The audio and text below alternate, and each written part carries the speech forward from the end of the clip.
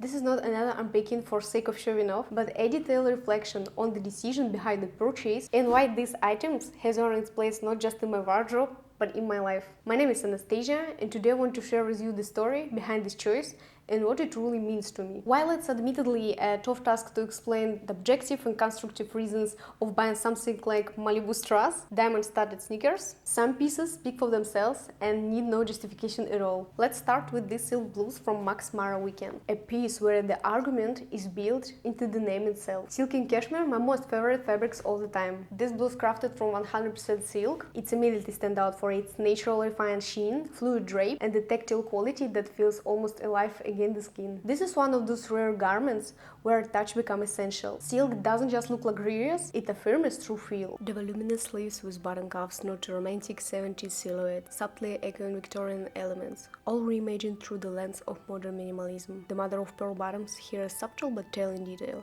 a clear sign of genuine luxury, where the manufacturer didn't cut corners by using cheap plastic alternatives.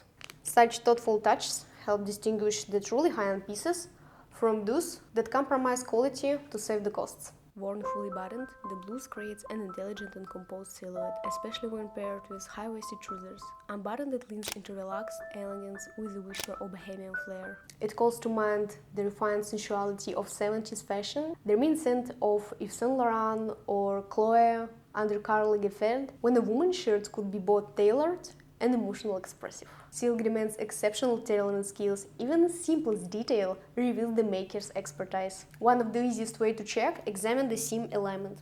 I will show you. Fabric should lie flat and fluid, with no puckering or stiffness. A well-crafted silk piece flows as if cut from a single continuous panel. Another reason this piece is so satisfying to hold and wear. I choose to make this purchase based on the exceptional quality of its craftsmanship, the seams, the silk, the mother-of-pearl bottoms.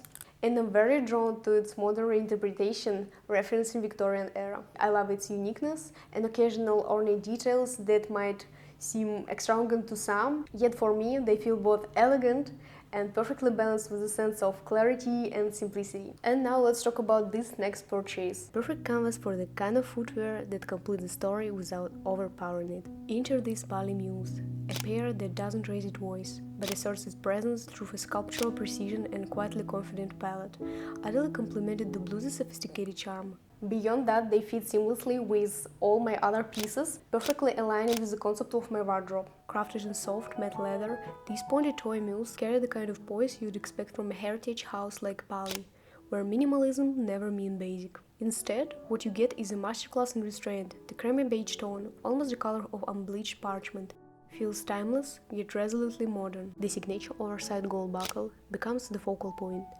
Bold, architecture, and yet never gaudy. It's more than fascinating. It's a punctuation mark. I have an early identical interpretation of this design in my slippers, which shows how versatile and consistent this aesthetic is. The heel is slender but assertive, lifting the silhouette without fragility. When paired with ankle sock, the mules take on a slightly subversive twist, a nod to modern styling codes where all rules are rewritten with irony and elegance. It's classic, but it's also playful and cerebral. These Bally mules are what I'd call a quiet statement footwear. They don't aim to transform an outfit, they complete it. This is precisely why I choose them, for the way they blend sculptural, almost extravagant detailing with understated elegance. For the soft, high-quality leather that feels as refined as it looks. And for the perfectly judged heel heights that balance comfort with quiet confidence. We will end this selection with what might seem like a disruptive, even irreverent addition to my otherwise classic ensemble. Sneakers that looks like they have captured the light of every star in the galaxy, but not so fast. This is what I love the most about interacting with the world through the wardrobe monologue. As the great one said,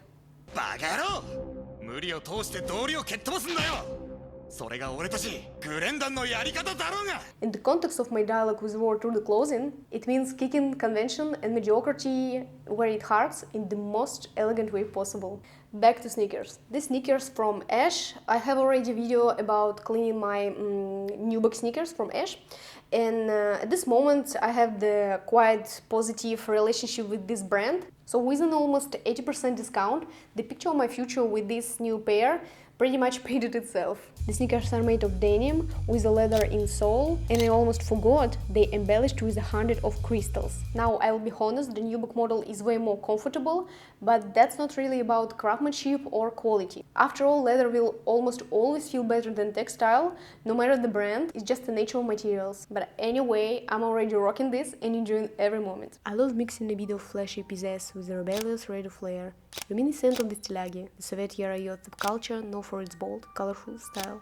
They're kind of like the Teddy Boys and Mods in Britain, or the Rockabilly and Greasers in the United States. Groups who use fashion as a form of youthful rebellion and self-expression. Not sure where it comes from exactly, maybe from the time where I was 9 and my mom brought me those red disco style shoes with a platform and very thick heel. Or maybe when I found the pilot jacket in the attic and I tried hard to work it in my style, who knows? But one thing's for sure, these moments definitely shaped my relationship with clothing. They also form my attraction to pieces that are in a way a bit odd, or to the unexpected ways I integrate them into my style. Like, how can you wear classic trousers with these sneakers? It's like listening to Chopin and Eminem in the same playlist. It's about multiplicity, the multiculturalism and diversity of the role models living within one personality. With these sneakers, I'm also casting a line into the future, wondering how long this crystal will last. But for me, that's actually an exciting experiment. Imagine customing them later by adding new crystals or somehow enhancing this wall crystal composition. They're a symbol of my dialogue with the fashion and self-expression, where the rules are always challenged, creativity is sparked, and unexpected is always welcome. To conclude our conversation today, I'd like to say that in our today's world, consumption has too often become a performance, a loud and at times a desperate cry of "I have you." But when clothing truly serves the person, when it becomes a vessel for expressing inner values and a reflection of one's emotional landscape, the experience of acquiring something shifts entirely. What's strange and frankly a little sad is when after paying an exorbitant price, people end up serving the item instead of other way around. They begin to live or think, trying to prove worthy for its status and values, rather than letting it become a trusted companion, something that lives with them, not about them. Life, after all, is not a set fixed of figures or definite endpoints. It's an ongoing process of becoming. This is precisely why the meaningful pieces, the ones that make you feel, pause, remember, are the ones truly worth bringing into your life, because they don't just sit in your wardrobe. They belong there. They resonate. They hold memory, intention, contradiction, even humor. And that's why I choose to approach my wardrobe thoughtfully. Not driven by impulse, but by true joy of careful curation and meaningful choices. To dress well is not to collect, but compose. And to shop well is not to spend, but to choose. Choose pieces that speak, that challenge, that comfort, that play. Pieces that don't just say, "Look at me," they say, "This is me." Sometimes this whisper wrapped in silk, sometimes it's wrapped in the crystal-covered sneakers that defy logic and elevate the mundane. Sometimes, yes, madness, but always meaning. Thank you for this opportunity to speak for you. My name is Anastasia. Until next time.